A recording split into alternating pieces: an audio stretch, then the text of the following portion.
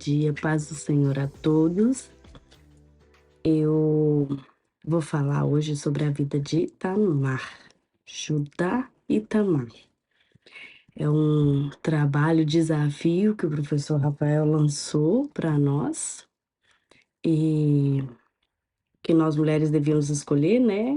As mulheres da Bíblia e os homens escolhessem os homens. Enfim, eu escolhi Tamar.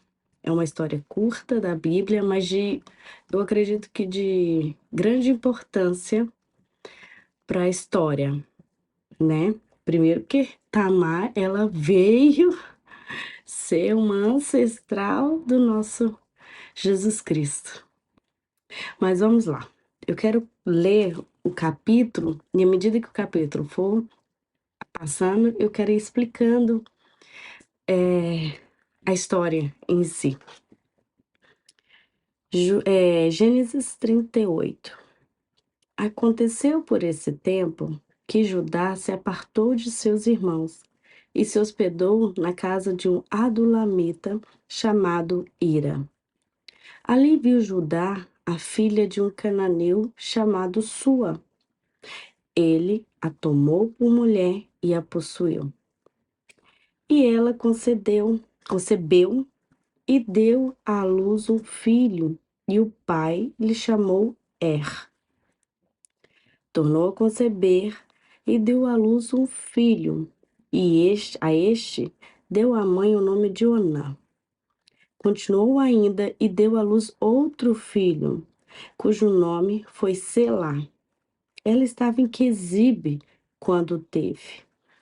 Vou parar um pouco aqui para a gente entender um pouco da história de Judá. Não vou entrar no detalhe da história de Judá porque não é o tema.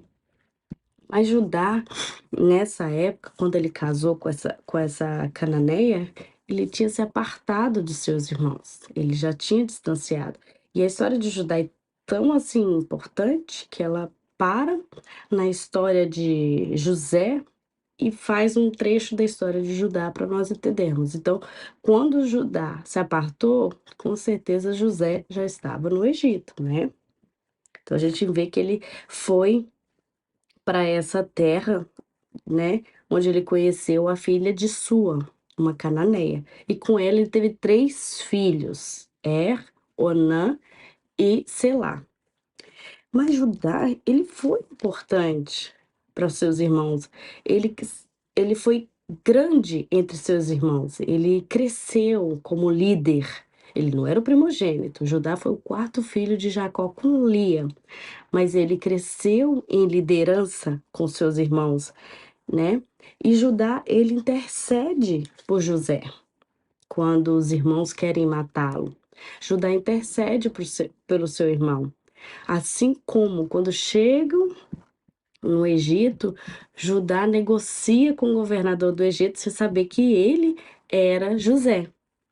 E naquela ocasião ele intercede também, ó, tanto que ele é líder, né? Mostra como ele intercede por Benjamim, né? E aí é quando José se revela aos irmãos, enfim. E José também, ele não recebeu a herança de primogenitura, mas ele recebeu a proeminência. E eu quero ler isso com vocês rapidinho, só para a gente dar uma pincelada lá em 5 Crônicas 5, 1 Crônica 5:2, rapidinho. Judá, na verdade, foi poderoso entre seus irmãos. Olha, ele foi poderoso, ele foi um líder entre seus irmãos. E dele veio o príncipe. Porém, o direito da primogenitura foi de José.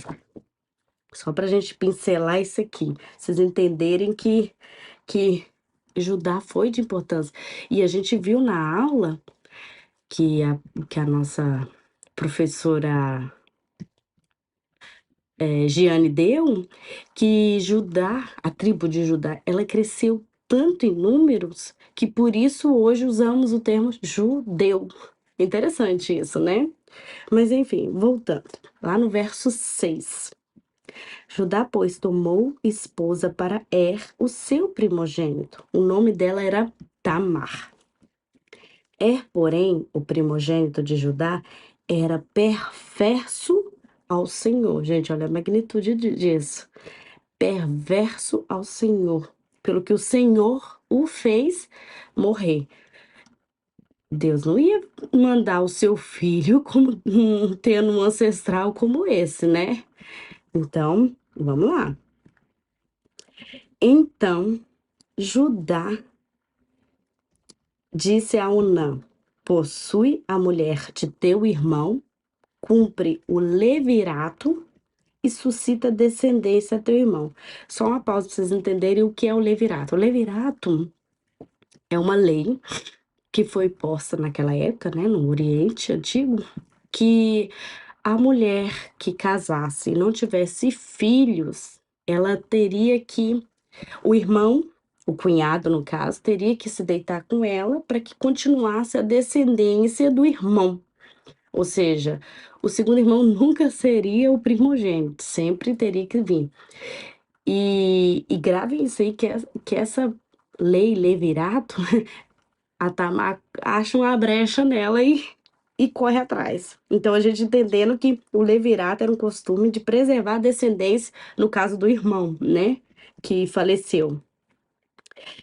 Verso 9. Sabia, porém, Onã que o filho não seria tido por seu, e todas as vezes que possuía a mulher de seu irmão, deixava o sêmen cair na terra para não dar descendência ao seu irmão. Ele estava negando a Deus a descendência de Jesus. Ou melhor, né, a ancestralidade, né, de Jesus. Verso 10. Isso, porém, que fazia era mal perante o Senhor, e pelo que também este fez morrer. Onã foi tão egoísta porque ele sabia que se possuísse Tamar e desse um filho, por herança ele não seria o primogênito, seria os filhos dele com Tamar, que não seria filho, seria sobrinho dele. É bem um contexto bem interessante. E ele não queria ceder isso a ela. Não era para ele, não era justo. Ele queria ser o primogênito. Olha para você ver. Mas ele estava negando, né, a descendência. Olha para você ver. No verso 11. Então, disse Judá a Tamar, sua nora: permanece viúva em casa de teu pai, até que Selá, meu filho, venha ser homem. Pois disse: para que não morra também este, como seus irmãos. Assim, Tamar se foi, passando a residir em casa de teu pai. Ele não, ele quando mandou Tamar, Judá, quando mandou Tamar ir para casa do teu pai, ele já sabia que ele não ia dar Selá. Por quê? Porque Judá foi negligente com seus filhos, porque a gente vê que ele casou com a cananeia. Naquela época era um povo pagão, ainda é, né? É um povo pagão, extremamente pagão. E ele se apartou de seus irmãos, ou seja, a cultura de seus filhos não seria a cultura de Deus. A cultura que é aquilo que Jacó introduziu nos seus filhos. A cultura dele seria uma cultura da mãe. Até porque o pai não estaria ali para dar esses princípios, né? Então ele optou por se apartar. Quando nos apartamos dos nossos, não ocorrem situações agradáveis. E quando Deus retirou, porque seus filhos eram perversos, ele culpou Tamar. Ele acreditou que Tamar era a culpada disso e não seus filhos. Ele é aquela mania, né, que nós temos de culpar os outros e não se culpar, né? A gente sempre culpa alguém. No caso aqui, Judá culpava Tamar pelas mortes dos filhos. No verso 12. No decorrer do tempo, morreu a filha de Sua, mulher de Judá, e consolado, Judá subiu aos tosqueadores de suas ovelhas, em Tina. Ele e seu amigo Ira, o adulamita, e o comunicaram a Tamar: eis que o teu sogro sobe a tina para tosquear as ovelhas. Quando reuniam as pessoas para fazer a tosqueadura, acho que é assim que fala, para tosquear as ovelhas, era uma celebração grande. Então era normal ter prostituta cultural e vinhos, era uma festa. Então, por isso que Tamar usou dessa astuta. Vamos lá, verso 14. Então, ela despiu as vestes de sua viuvez e, cobrindo-se com um véu, se disfarçou e se assentou à entrada de Naim, no caminho de Tina, pois via que Selá era homem e não lhe fora dado por mulher. Vendo-a Judá, teve-a por meretriz, pois ela havia coberto o rosto. Ela foi muito astuta. Ela foi muito astuta. E tão astuta que ela estava indo, enganando seu sogro, mas debaixo da lei do levirato. Por quê? A Tamar não estava errada e nem pecado. Ela errou, ela enganou, né? Ela se disfarçou de prostituta sem que Judá soubesse. Mas pela levirato, a lei do levirato, o sogro pode deitar com a nora para dar descendência ao filho. Não era errado.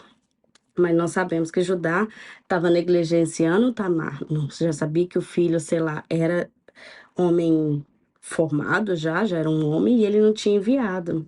E com certeza ele não tinha interesse em se deitar com a nora. Então, se dirigiu ela no caminho e lhe disse: Vem, deixa-me possuir-te, porque não sabia que era sua nora. Ela respondeu: Que me darás para coabitares comigo? Ele respondeu: Enviar-te-ei um cabrito do rebanho. Perguntou ela: Dar-me-ás penhor até que o mandes? É muita estratégia. O Espírito Santo deu muita estratégia para Tamar. Respondeu ele: Que penhor te darei? Ela disse: O teu selo, o teu cordão e o cajado que seguras. Ele, pois, los deu e a possuiu, e ela concebeu dele. O selo, antigamente as pessoas não escreviam. Então, o selo era a forma de assinatura deles, né? Então, eles assinavam seus documentos, essas coisas, através desse selo. Então, cada um tinha o seu selo, era a sua impressão digital daquela época. E o cordão, porque o selo era preso nesse cordão que ficava no pescoço. Então, vinha um conjunto. E o cajado, antigamente no Oriente Médio, o cajado era uma forma de autoridade. E ele, normalmente, não sei, aqui a Bíblia não fala de Judá. Normalmente, ele tinha um desenho que ligava esse proprietário ao cajado. Então, provavelmente, para ela ter solicitado o cajado, solicitado ele, tinha algo que identificasse que ele era de Judá. Então, ela foi muito esperta. Levantou-se ela e se foi. Tirou sobre si o véu e tornou as vestes da viuvez. Enviou Judá o cabrito por mão do Adulamita, seu amigo, para reaver o penhor da mão da mulher, porém não encontrou. Então perguntou aos homens daquele lugar: Onde está a prostituta cultural que se achava junto ao caminho de Naim? Responderam: Aqui não esteve meretriz nenhuma. Tendo voltado a Judá, disse: Não a encontrei. E também os homens do lugar me disseram: Aqui não esteve prostituta cultural nenhuma.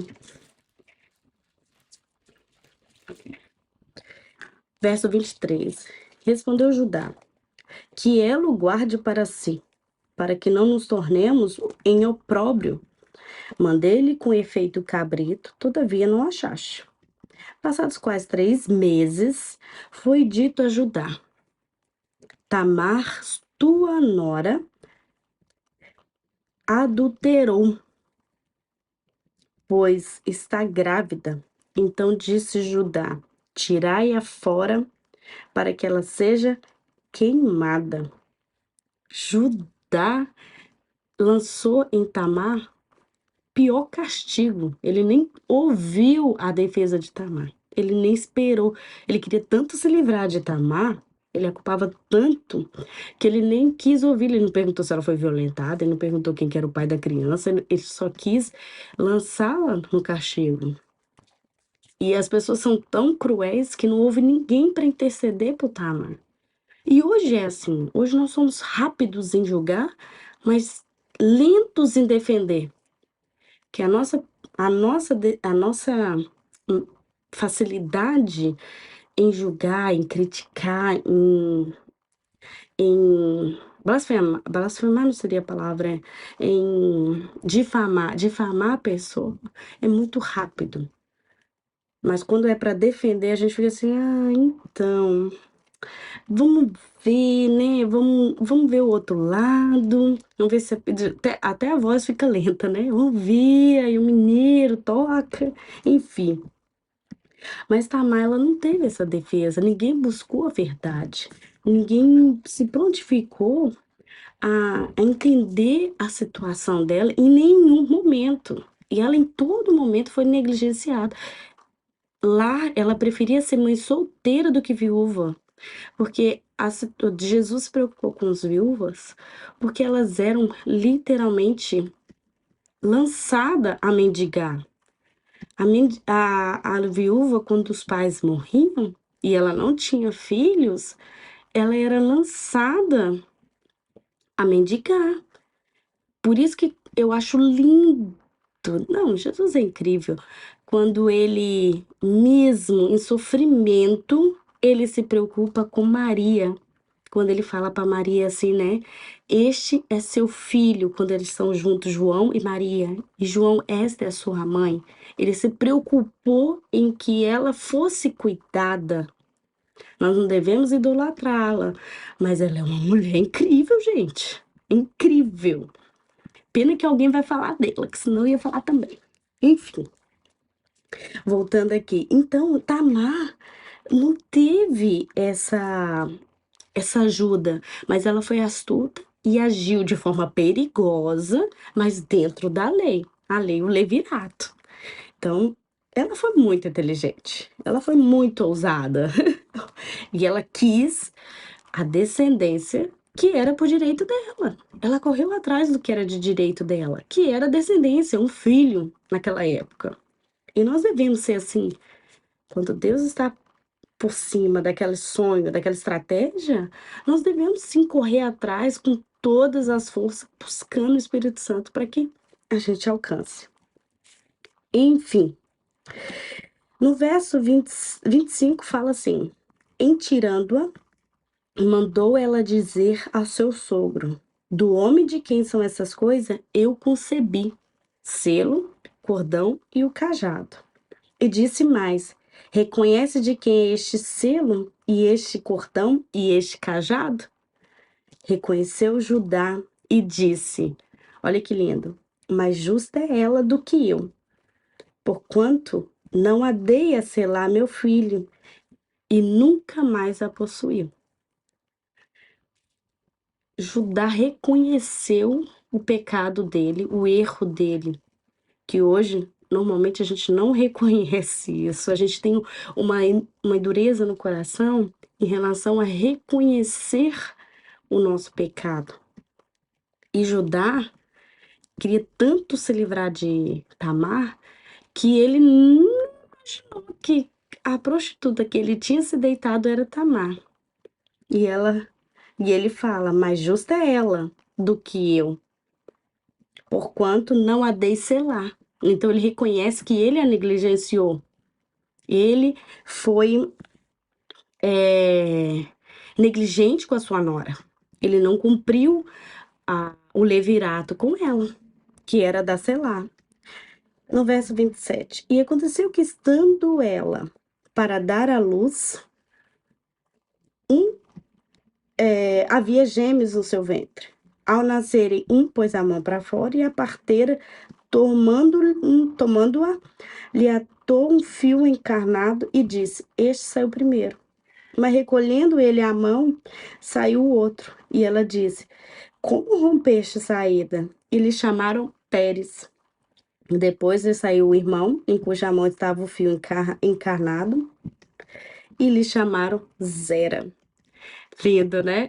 Até no ventre, o ancestral de Jesus Cristo lutou, falou: não, peraí, vem, volta aqui, não vem com essa mão não, que essa benção é minha. Essa benção é minha. Então nós devemos o quê? Lutar. A promessa sendo de Deus, nós devemos lutar assim com todas as nossas forças e não desistir. Nós não devemos desistir e pedirmos estratégia ao Espírito Santo para que para que ele nos coordene de forma correta, de forma justa e diante dos princípios e leis, assim como Tamar fez. Ela estava disposta a lutar pelo direito dela de ter filho e assim, né, dar descendência a Er. E ela conseguiu. Que ela conseguiu de tanta forma que ela foi uma ancestral de Jesus Cristo. É lindo demais. Lá quero ler com vocês rapidinho, só para falar de Pérez, para vocês entenderem. Lá em Ruth, deixa eu ver aqui, acho que é Ruth 4, isso. Ruth 4 fala que Pérez é descendente de Davi. Ruth 4, verso 18. São essas, pois, as gerações de Pérez. Pérez gerou a Esron, Esron gerou a Rão, Rão gerou a Aminadab, Aminadab gerou a Nasson, Nasson gerou a Salmão, Salmão gerou a Boaz, Boaz gerou Obed, Obed gerou Jessé e Jessé gerou Davi. Então ali nós vemos que Pérez, ele lutou na barriga da mãe dele e disse: esse direito é meu, ninguém me tira. E nós devemos fazer isso, aplicarmos com estratégia a nossa fé e ousadia para alcançarmos aquilo que Deus tem para nós. Amém? Espero que vocês tenham gostado do meu mini, mini aulinha falando da vida de Tamar, que eu acho que ela é uma mulher muito importante, por mais que ela teve menos destaque, só um capítulo em Gênesis, mas ela foi citada em Mateus. Em Mateus 1 a gente vê sobre a linhagem e nós vemos que citaram somente, se eu não me engano, 5 mulheres, da importância que ela é. E nós estamos falando de uma árvore genealógica desde Abraão a Jesus. E ela foi citada. E eu acho que isso vale muito como mulher que lutou pelos seus direitos. Deus abençoe vocês e é isso. Um grande abraço.